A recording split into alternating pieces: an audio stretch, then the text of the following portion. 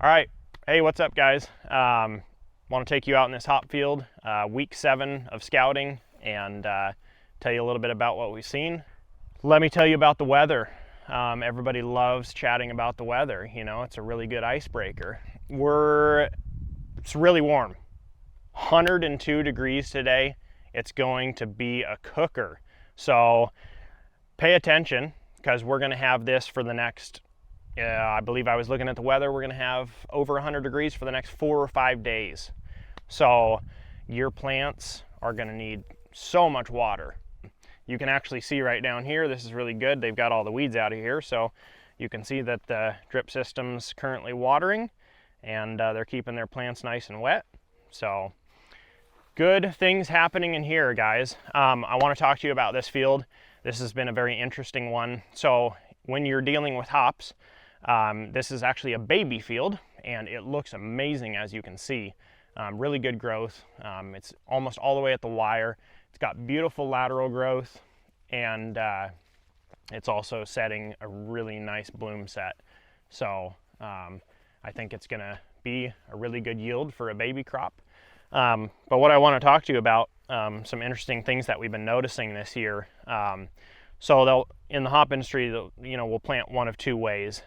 You'll either do a little what they call pots, where they're just germinated in the pot and then they plant the actual plant. Or what they'll do is they'll go dig the roots out of an older field and plant the roots directly into the soil, and then it'll sprout off the old crown and you have your plant. So very interesting this year. We had a couple fields that were the exact same variety, and the ones that were planted off the old crowns did really, really well in the beginning, and the potted ones were farther behind and they're lagging, and we're like, but we kept pumping the nutrition into them and just really paying attention with our sap sampling and stuff like that.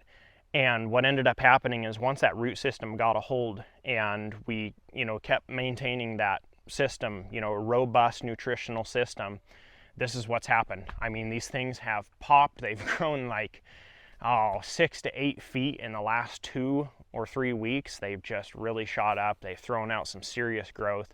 So something interesting we've noticed on the pots versus the crowns that the old root systems that you plant into the ground directly. Something particularly about the baby fields that we've noticed over the past few years. The baby fields usually have less foliage, and they're just less developed. They put out less arming. They don't shade out as well.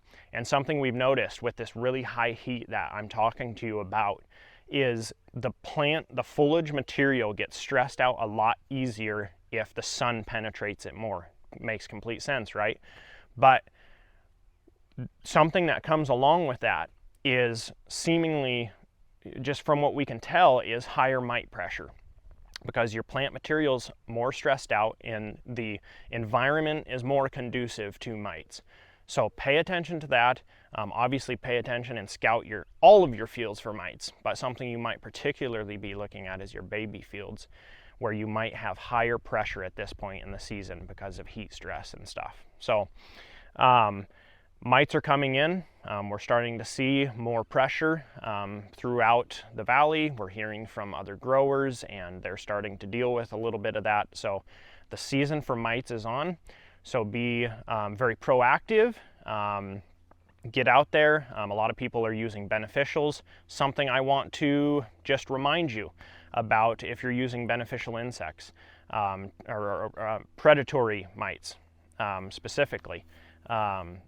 If you're using really hard chemistries for spraying out your spider mites, you're going to be killing off some of your beneficials as well. So something to think about if you're using a system where you want to use predatory mites is using softer chemistries that aren't going to damage your predatory mite population or any of your beneficial insects for that matter, because you want to use those things in combination. So let's use softer chemistries proactively and beneficial insects.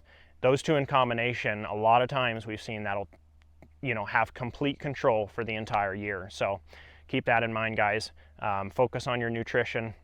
Obviously, I want to say this every single week, get out there, look at your leaf material, your plant health, and just if you're seeing discolorations, go to your sap sampling, whatever it is, talk to your local agronomist, figure out what's going on in your field so that you can get those things corrected and it doesn't take a toll on your plant or your quality or your yields or whatever it is. So thanks for joining me. That's all I have for you today, but remember, if this is valuable to you, like and subscribe down below, and remember, make farming fun again.